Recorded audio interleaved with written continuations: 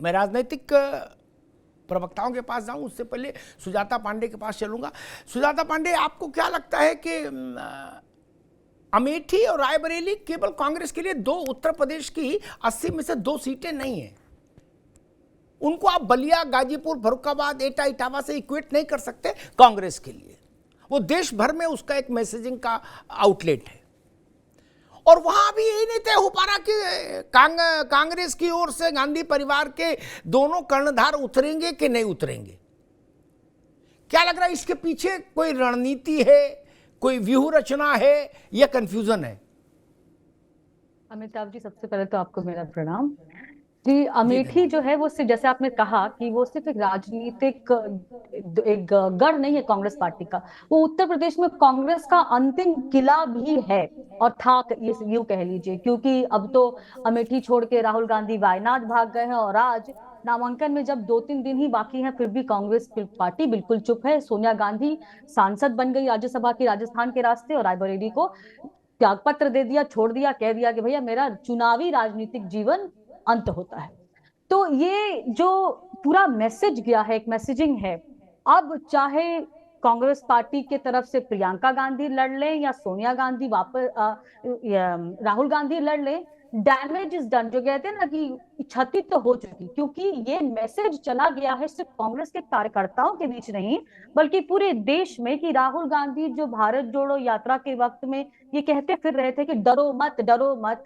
इससे जिस तरह से कांग्रेस की चुप्पी साधी हुई है, राहुल गांधी किसी प्रेस वक्तव्य में कुछ भी बता नहीं रहे हैं, किसी को कोई आइडिया नहीं है, तो ये मैसेज गया है अमिताभ जी कि उनका गला भी सूख रहा है और डर उनको भी लग रहा है। तो इससे एक बड़ा खराब नैरेटिव जो है कार्यकर्ताओं में जाता है और इंडिया गठबंधन में तो जाता आते हैं दोबारा में।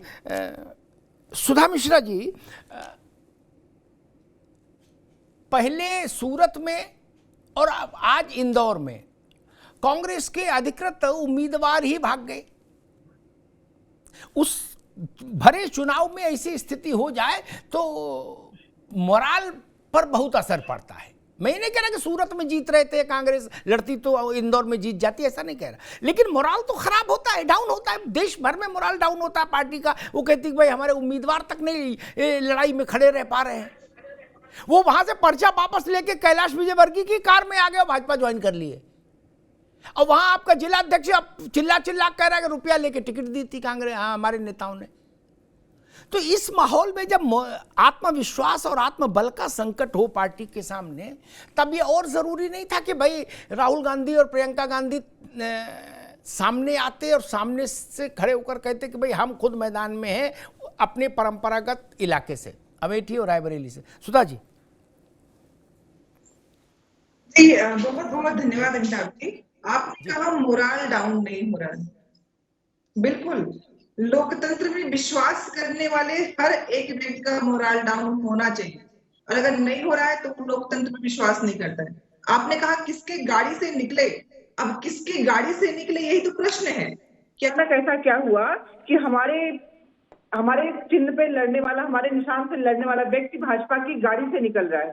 तो समझ में आ रहा है ना कि लोकतंत्र को किस तरह से खतरे में डाला जा रहा है। यहाँ पे मोरल डाउन होना चाहिए हर एक भारतीय, हर एक लोकतंत्र के पक्षधर, सिर्फ कांग्रेसियों का नहीं, क्योंकि जानबूझ के इस देश में लोकतांत्रिक सब जो हमारे मूल्य हैं उनको समाप्त करने की कोशिश हो रही है। जिस लोकतंत्र में जनता के मत के द्वारा कोई विजेता तय होता है, सूरत में बिना जनता के मतदान के कोई बन जाता है। और आप कहते हैं कि लोकतंत्र के इस त्योहार में कांग्रेस का मोरल डाउन हो, कांग्रेस का नहीं, हर एक व्यक्ति का होना चाहिए। क्यों कि ये लोकतंत्र पे प्रश्न खड़ा करने की कोशिश है वर्तमान सरकार की। एन केन प्रकारेण अगर कोई खड़ा है उसे कैसे, अब क्या किया, कैसे किया, ये जांच का विषय है। और होना भी चाहिए कि आखिर जो कांग्रेस के नामांकन करने के बाद नामांकन वापस ले रहा है और गाड़ी से निकल रहा है भाजपा की, क्यों, कहां, कैसे, ये जांच कौन करेगा? प्रश्न तो आपने खड़े कर दिए, ठीक है, बात आपने कर दी पूरी, हमने भी मान लिया। दूसरी बात जी, दूसरी बात, अभी हमारे अमेठी की बात हो रही थी जी, बात देश की बहुत हो रही है। काश कांग्रेस की उपलब्धियों में से एक उपलब्धि बताने के लिए भाजपा की सरकार, बीजेपी की सरकार तैयार होती। कोई एक उपलब्धि जो इन्होंने किया हो, हटाने की बात मत करिएगा। जो इन्होंने वादे किए थे उन वादों में से अमेठी को क्या मिला, अगर आप मुझसे पूछेंगे तो अमेठी के लिए क्या उपलब्धियां हैं कांग्रेस की, मैं गिना दूंगी आपको, और आप भी जानते हैं कोई झूठ नहीं होगा। ठीक है तो सुधा, दिक्कत इस बात अभी की ठीक है, है अभी रुकना कि होगा, मैं बात आता हूं दोबारा, दिखाने अभी के रुक जाइए, झूठ। ठीक है अभी रुकना होगा, वापस मैं आता हूं। बड़ा संकट है, चुनाव में कहा जा रहा है कि हमारे उम्मीदवार खड़े रहे, जिम्मेदारी भी पड़ोसी की है। अरे आपने कैसे और सुधा जी गलत सुन गई, वो भाजपा की गाड़ी से आए नहीं थे, कांग्रेस से जब पर्चा वापस ले लिया, कांग्रेस से नाता खत्म करके भाजपा की गाड़ी से गए।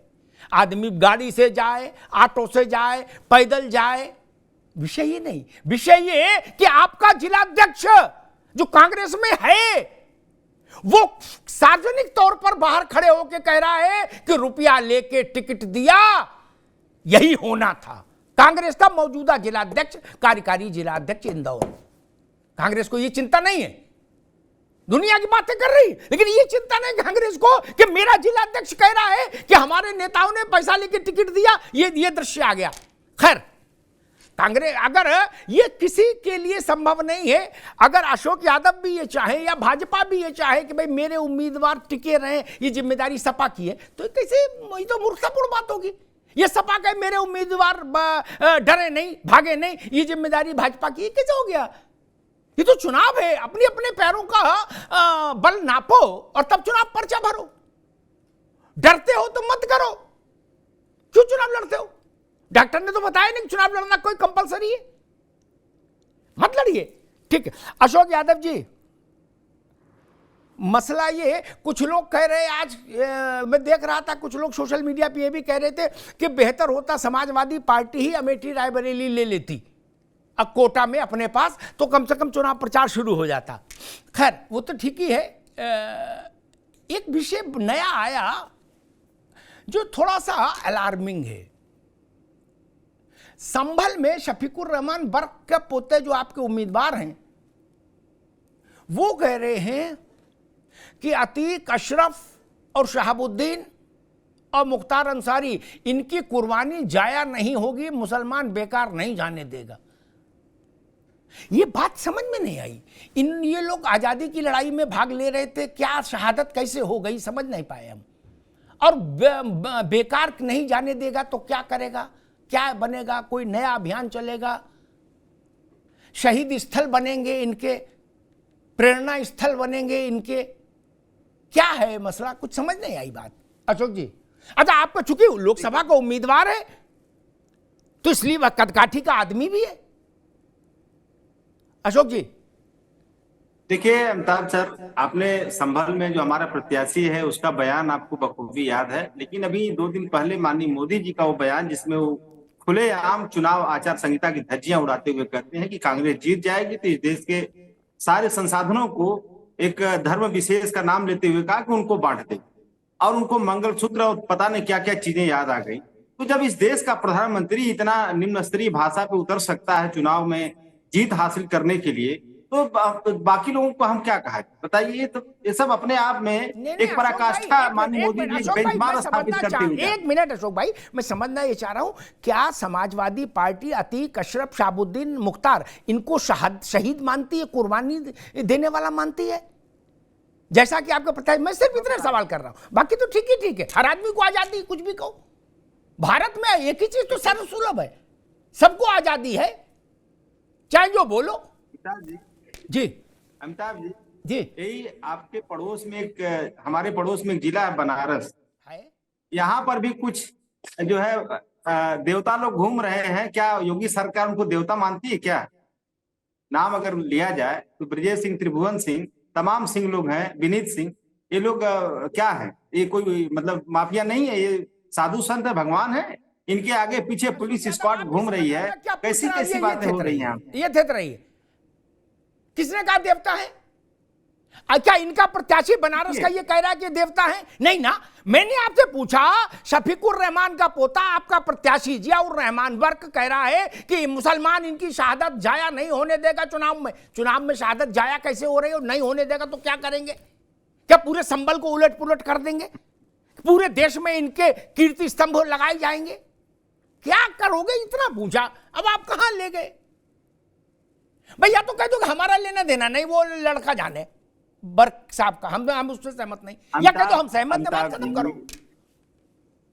अमिताभ जी, जब इस देश के मुखिया जिनके कंधों पे जिम्मेदारी है इस देश में अमन चैन बनाए रखने की, जब वो वोट के लिए इतना नीचे तक उतर सकते हैं तो बाकी प्रत्याशियों की क्या बात किया जाए अमिताभ?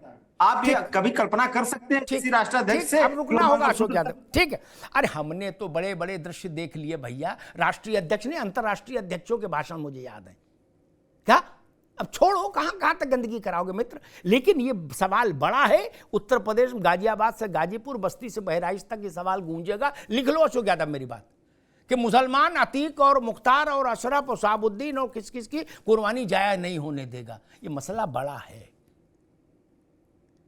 इसलिए मैंने पूछा, आपने उसको टाल दिया, आपको लगा कि फालतू सवाल है। मेरी आपत्ति उस पर भी नहीं, आपको आजादी है अभिव्यक्ति की। खैर, प्रशांत पटेल, आप कैसरगंज रोके हो तो कांग्रेस अमेठी और रायबरेली रोके, मेरे ख्याल से अब 3 ही रुके होंगे उत्तर प्रदेश में, बाकी सब हो ही गए होंगे। एक तो विषय ये, और दूसरा विषय ये कि मुरादाबाद में समाजवादी पार्टी के एक बुजुर्ग जिला पदाधिकारी कह रहे हैं, एक रैली मंच से मुरादाबाद के जिला पदाधिकारी, कि भाई मुसलमान जब वोट करने जाएगा तो वो अतीक और मुख्तार और शहाबुद्दीन और फलान फलान को जहन में रख के वोट करेगा। और दूसरा ये बर्क साहब का पोता, वो कह रहा है कि भाई इनकी कुर्बानी जाया नहीं जाने देंगे। क्या चुनाव के बीच में अतीक और मुख्तार को मोहरा बनाने की कोशिश हो रही है? जी अमिताभ जी नमस्कार। नमस्कार। देखिए, समाजवादी पार्टी के नेता कुछ गलत नहीं कह रहे हैं। समाजवादी पार्टी तो उनके नाम पे वोट मांगती रही है, चाहे अतीक हो, मुख्तार हो, आजम खान, तो उनके हीरो रहे हैं, उसमें कौन सी कोई गलत बात उन्होंने कह दी। समाजवादी पार्टी ने तो उनके लिए लड़ाइयाँ लड़ी हैं। मुलायम सिंह यादव जी के वो हीरो थे, और मुलायम सिंह जी भी अतीक अहमद के कुत्ते से हाथ मिला करके गर्व महसूस करते थे। तो अगर बर्क ने या किसी ने, उनके पोते ने, या जो भी जिसने भी बात कही, कोई गलत बात नहीं कि समाजवादी पार्टी तो उनके नाम पे ही वोट मांग रही है। अभी हम हमारे ऊपर आरोप लगाते हैं कि हम हिंदू मुसलमान करते हैं। भाई ये लोग तो खाली मुसलमान कर रहे हैं। मुसलमानों को 4% आरक्षण दे दिए, बात कहते हैं हम ओबीसी की पार्टी हैं, और ओबीसी का ही आरक्षण काट करके 4% मुसलमानों को दे दिया, कर्नाटका में, आंध्रा में, तेलंगाना में। हमसे कहते कि आप हिंदू मुसलमान करते हो। भाई इनके प्रधानमंत्री जी आदरणीय मनमोहन सिंह जी जब थे तो 9 दिसंबर 2006 को कहते हैं देश के संसाधनों का पहला अधिकार मुसलमानों का है। उसका वीडियो आ गया, झुठलाते रहे। फिर 2009 के लोकसभा चुनाव के जस्ट पहले का भी वीडियो आ गया मनमोहन सिंह जी का, कि इन्हें देश के संसाधनों पर पहला अधिकार मुसलमानों का है। और हमारे प्रधानमंत्री जी जब अब वर्तमान के देश के अगर उस बात को मीडिया के सामने कह देते हैं तो कह रहे हैं निम्न स्तर पर गुजर रहे हैं। भाई हमने तो वही बात कही जो आदरणीय मनमोहन सिंह जी ने कही थी, उसी ने उस बात, हमने उसको दोहराया है, और कांग्रेस तो चीज को दिखा दिया है। कांग्रेस ने अपने सन 2009 के और 14 के घोषणा पत्र में अपने लिखा है, पढ़ लीजिए, कि हम मुसलमानों को धर्म के आधार पर आरक्षण देंगे। हम अगर वो बात मीडिया के सामने कह देते हैं तो कह रहे हैं आप नीचे उतर रहे हैं। आज वर्तमान में आप दे रहे हैं ना कर्नाटक में मुसलमानों का आरक्षण धर्म के आधार पर, जो कि संवैधानिक रूप से फीजिबल नहीं है। आप कह दीजिए, अगर हम कह रहे हैं, अगर हमारे ऊपर आरोप लगा रहे हैं कि हम तुष्टिकरण की राजनीति कर रहे हैं, धर्म की राजनीति कर रहे हैं, आप कह दीजिए कि हम धर्म के आधार पर आरक्षण नहीं देंगे, क्योंकि वो तो वैसे भी असंवैधानिक है। दिन भर आप लोकतंत्र संविधान की बात करते हैं, बाबा साहब का नाम लेते हैं। बाबा साहब थोड़ा कहते हैं कि धर्म के आधार पर आरक्षण दीजिए। 1950 कॉन्स्टिट्यूशनल ऑर्डर है, नेहरू जी स्वयं प्रधानमंत्री थे, अम्बेडकर जी कानून मंत्री थे, उसमें स्पष्ट तौर पे लिखा है कि देश में धर्म के आधार पर आरक्षण नहीं दिया जा सकता। आप उन्हीं नेहरू जी को और बाबा साहब को नहीं मान रहे हो, आज धर्म के आधार पर तुष्टिकरण के लिए आरक्षण दे रहे हो। दिन भर राहुल गांधी पिछड़ा ओबीसी करते हैं, उन्हीं ओबीसी के और SC/ST के आरक्षण पे आप डाका डालने की कोशिश करते हैं और अपने घोषणा पत्र में भी लिख देते हैं। तो जवाब तो मान्यवर आपको देना पड़ेगा ना।